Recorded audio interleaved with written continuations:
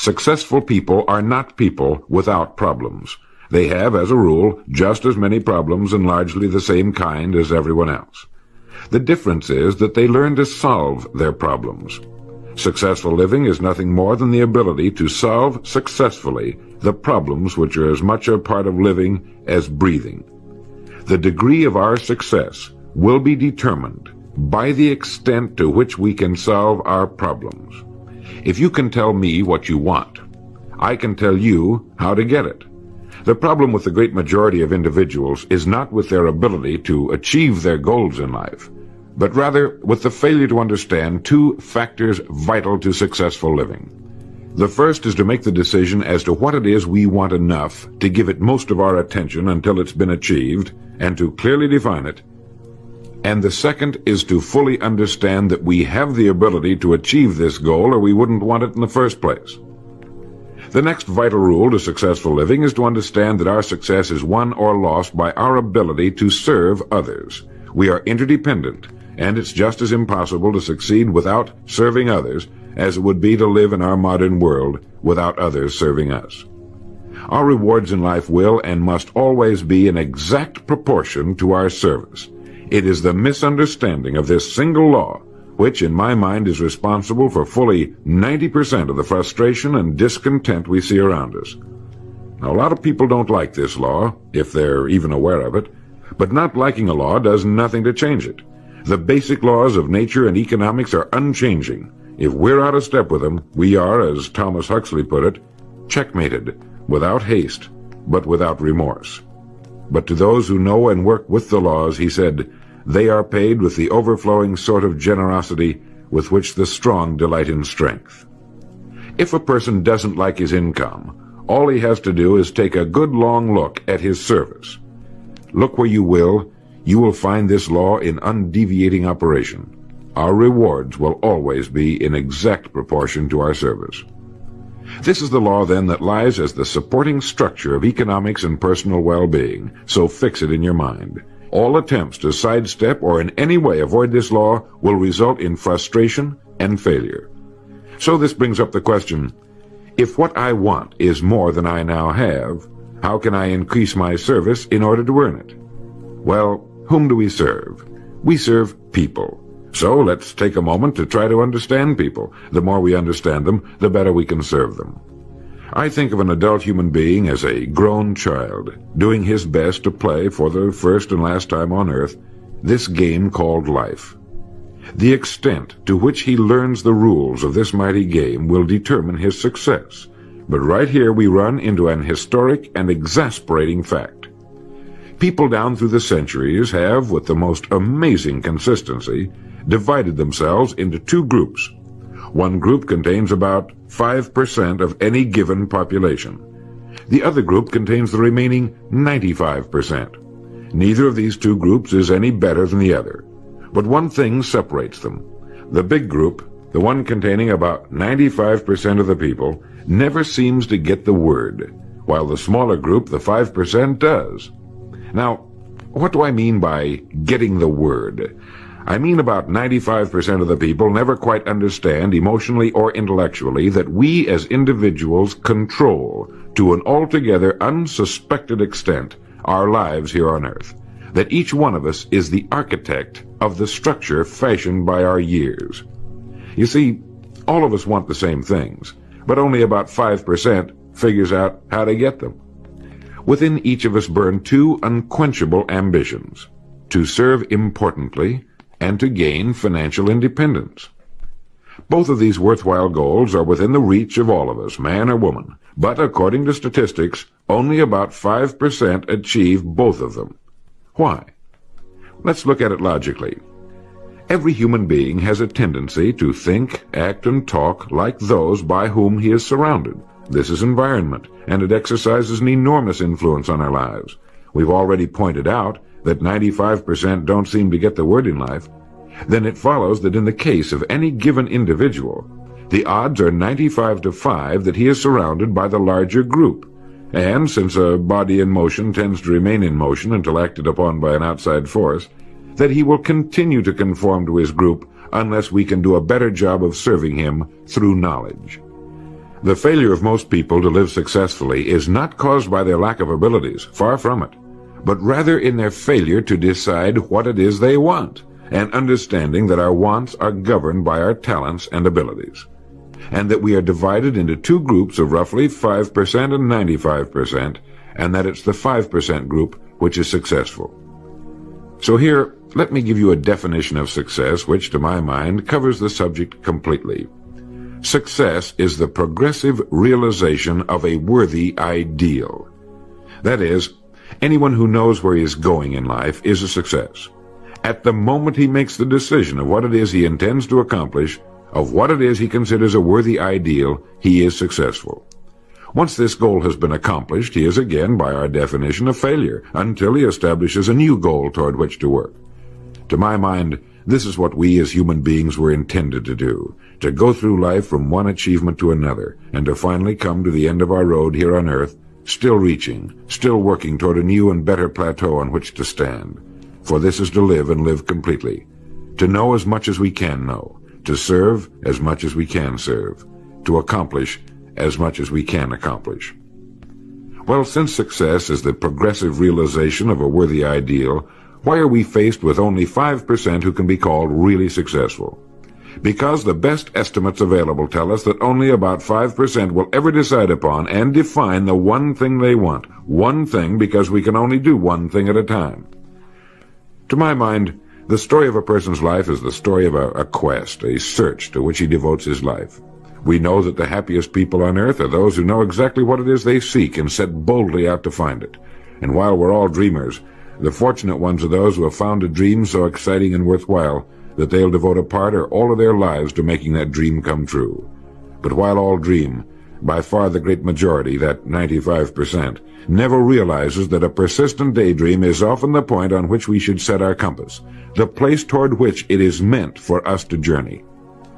The tragedy is that the great majority shrugs off this built-in direction finder and returns to the wide, visible, well-marked road in life which they feel must be the best road because it carries the heaviest traffic. Well, let's make this point clear. The road in life with the heaviest traffic is not the best road to follow, for it is the road of the 95%.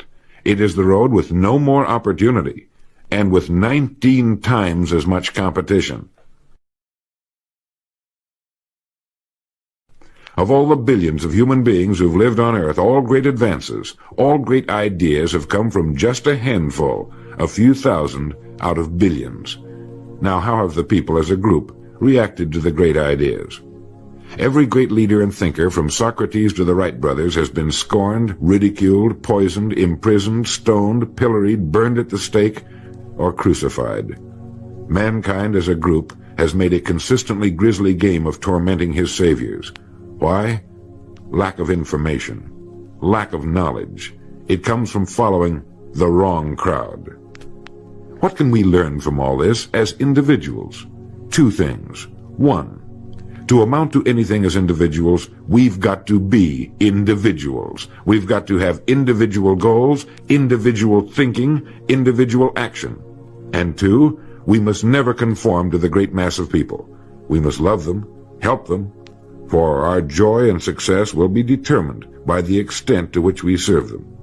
But we must never lose our individuality and identity by permitting ourselves to be submerged in this suffocating sea of indirection and purposelessness.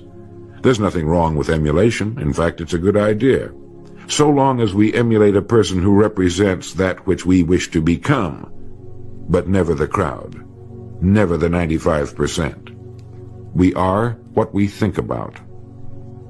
Our minds, our thinking, controls our destinies here on earth to a degree totally unsuspected by the great majority of people. When you think about it a moment, it becomes so obvious, so clear and simple. Well then, if we become what we think about, and if we can control our minds, we can pretty well tell our own future. And that's the point I want to make. That's what I meant when I said earlier that each one of us is the architect of the structure fashioned by our years. This means that if we're confused about what we wish to become or accomplish, our lives, our environment will mirror that confusion. It also means that if we know what it is we seek, that it must be accomplished. barring an act of God or a catastrophe over which we have no control, we as individuals can call our own shots for the rest of our lives. We can know what it means to go through life from one success to another, to play life according to the rules and reap the rewards. We can know what it means to have peace of mind and live calm, cheerful, successful lives. You are at this moment the sum total of your thoughts to this point, for there is nothing else you can be. And 5 years from now, you can be and have anything you set your entire mind and heart upon. Succeeding in life has always been a matter of doing that which the great majority does not do. Now let's keep this in mind as we get into this business of goals. It isn't that I want to make an invidious comparison between the 5% and the 95%, not at all. That's just the way it is. And if we don't recognize it, it will be to our cost. At the beginning of this record, I made the statement, if you can tell me what you want, I can tell you how to get it. You see, the trick is not in achieving our goals, it is in establishing them. A ship would never leave a harbor if it did not have a destination. An industrial plant would never open its gates if it did not have a product or a purpose. Football would not be played without goalposts, nor would baseball without a home plate. Every business operates for a purpose. Every game has a reason. Getting back to the analogy of our ship, if you were to climb to the navigation bridge and ask the captain the name and location of his next port of call, he would tell you immediately. There's not the slightest doubt in his mind. Can you tell anyone your destination just as quickly and in one sentence? The captain of the ship knows that he can arrive at only one port at a time. He knows that it's impossible to arrive at two. Do you know that?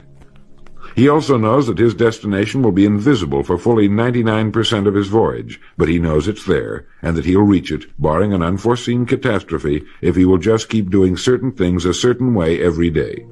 One fine morning his destination will appear on the horizon. He'll sail into port, his voyage successfully completed.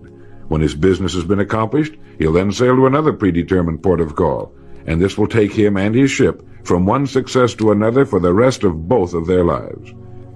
By understanding that he can reach only one port at a time, the owner of a ship can, in the short space of a very few years, reach hundreds of ports successfully. There'll be problems, lots of them, but they'll be solved, and the ship will steam its solitary course over the deep oceans of the world, devoting its life to accomplishing its mission and contributing its share to the welfare and economy of the world. Men and women who follow this sensible, obvious, and meaningful way of life will do the same. But the paradox is that most are like ships without rudders. They're subject to the whims of wind and tide. And while they hope they'll one day arrive in a rich and bustling port, you and I know that for every narrow harbor entrance, there's 1,000 miles of treacherous and rocky coastline. The chances of their just drifting into port are 1,000 to 1 against them. These are the unfortunate people who, not knowing the rules, believe that circumstance controls our lives. They believe in luck and superstitions, fate, the breaks. They believe that success comes as the result of who you know, not what you know. And while they cling to their false alibis, life passes them by. For the rules of life are just, and they are checkmated, without haste, but without remorse. Now what about you? Remembering that the definition of success is the progressive realization of a worthy ideal, what's the ideal toward which you are working, now, today, yesterday, and tomorrow? Can you write it in one sentence? Is your goal sharply and clearly defined? I mentioned on the first side of this record that I could tell you how you could be and have anything you set your mind on in 5 years. To better understand this, you must examine one of the most overlooked facts in the world. It is that every job, no matter what it may be, holds somewhere within itself the key to everything we want in life, the key to greatness. But we must look for it, and we must think. Decide to become a professional at your business. You see, we can either compete or create. If we compete with all the other people in our line of work, we must be willing to accept the same rewards. If that's what we want, fine. But if we want to become professionals at what we do, then we must create. And when we begin to do this, there's no limit to that which we can achieve. We hear a lot these days about a word called security. Everyone wants security, but not 1 in 10 can tell you what it is. Most people will tell you that security rests with a job. This is impossible. There is no such thing as a job that represents security. Anyone with a job can lose it for any one of 1,000 reasons at any time. There is only one place on earth you can find security, and if it isn't there, it isn't anywhere. It's inside of a person, never outside. If a man has security inside, where it belongs, his wife and children can feel it when he sits down to eat with them, and they're warmed by it. If a man has security inside, where it belongs, you can see it walking down the street, and you can feel it when he enters a room. That's security, and you can't take it away from him. You can take away his money, his home, everything but a wife who's willing to start over, and most of them are, and drop him anywhere in the country. Go back in a year, and he'll be doing just as well as when you found him the first time. You can't keep a good man down, no matter what you do to him. Like cream on milk. You can shake it all day, but just set it down for a while and it'll bounce right to the top again. This man or this woman has security, where it belongs. And do you know where it comes from? It comes from doing what we do for a living surpassingly well. It comes from being a pro in a world of amateurs.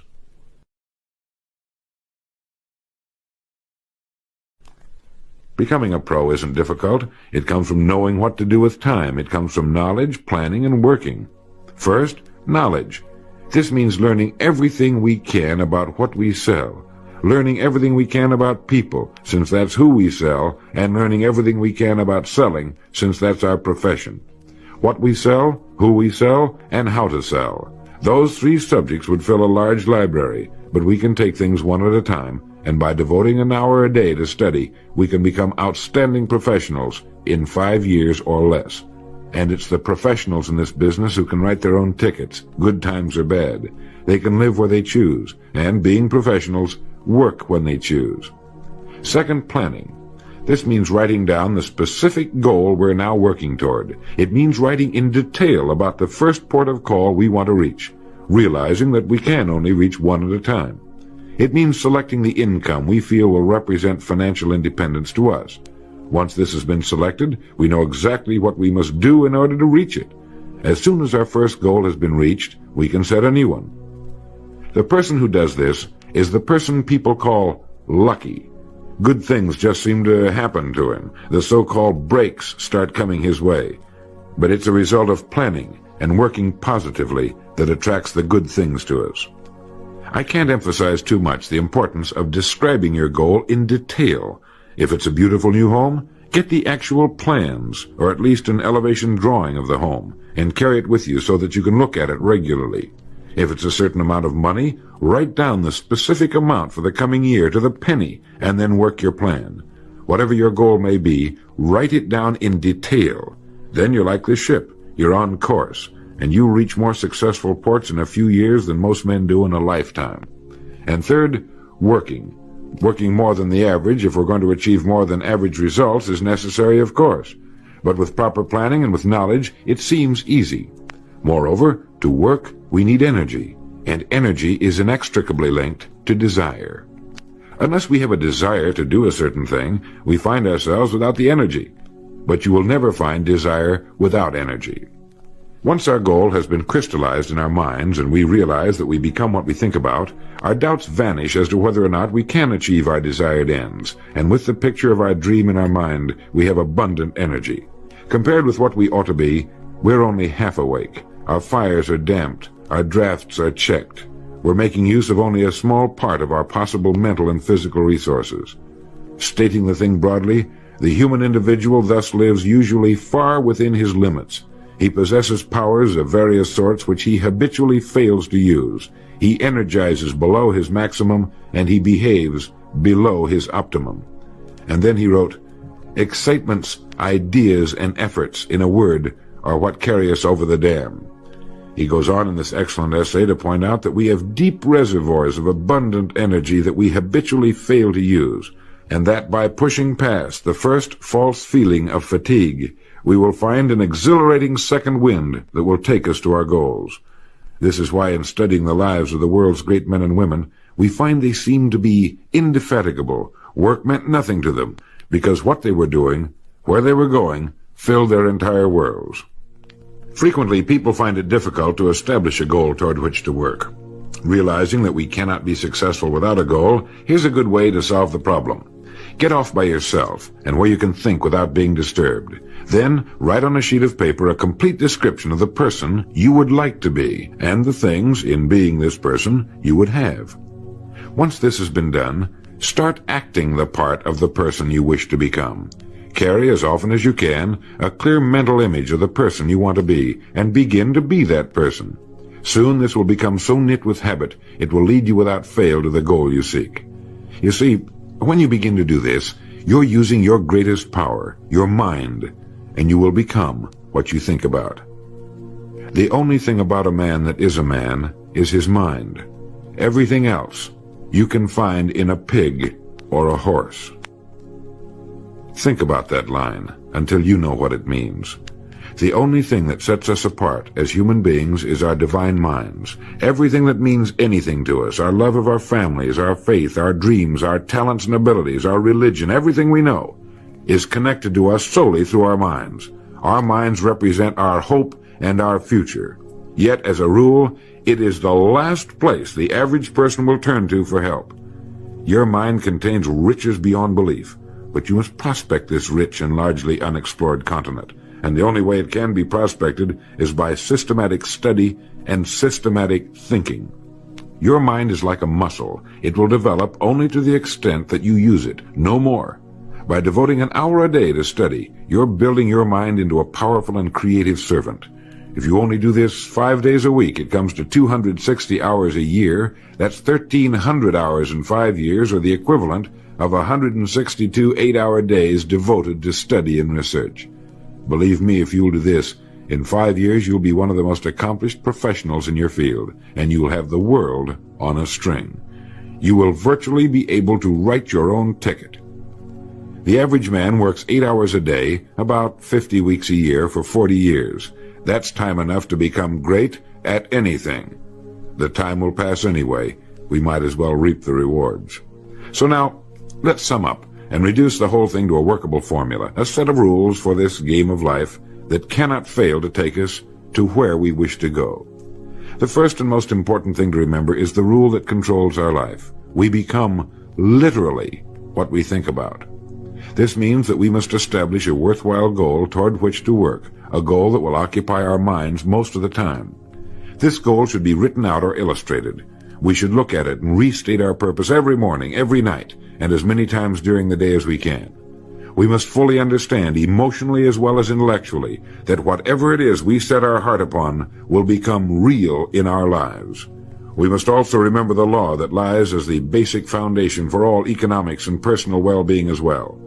Our rewards will be in exact proportion to our service, and if we want to get into the top 5% of the people, we must often cut ourselves away from the effects of our environment and become individuals with individual goals, individual thinking, individual actions.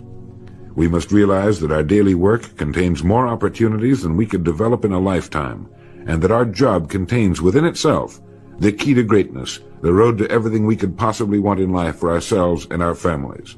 We must realize, too, that security can be found in one place only, inside of us. If it isn't there, it isn't anywhere. And the only road to security lies in doing what we do for a living, surpassingly well. And lastly, that we must become professionals at what we do, and that becoming a pro involves knowledge, planning, and working. Knowledge of what we sell, who we sell, and selling. Planning by establishing the goal, which automatically establishes our work pattern. The great salesman is like the great golfer. It looks easy the way he does it, because it is easy the way he does it. But it took time, dedication, and work in its accomplishment. Is it worth it? You bet it is. P.G. Hamilton once wrote, "Let's be different. A strong life is like that of a ship of war, which has its own place in the fleet and can share in its strength and discipline, but can also go forth alone to the solitude of the infinite sea. We ought to belong to society, to have our place in it, and yet be capable of a complete individual existence outside of it. And remember the strangest secret, will you? You are now, and you will become, what you think about." If you liked this video, please subscribe to the channel, give it a thumbs up, and share the video with your family and friends so that they too will be able to benefit from this information. Thank you for watching, and we look forward to seeing you soon with another video.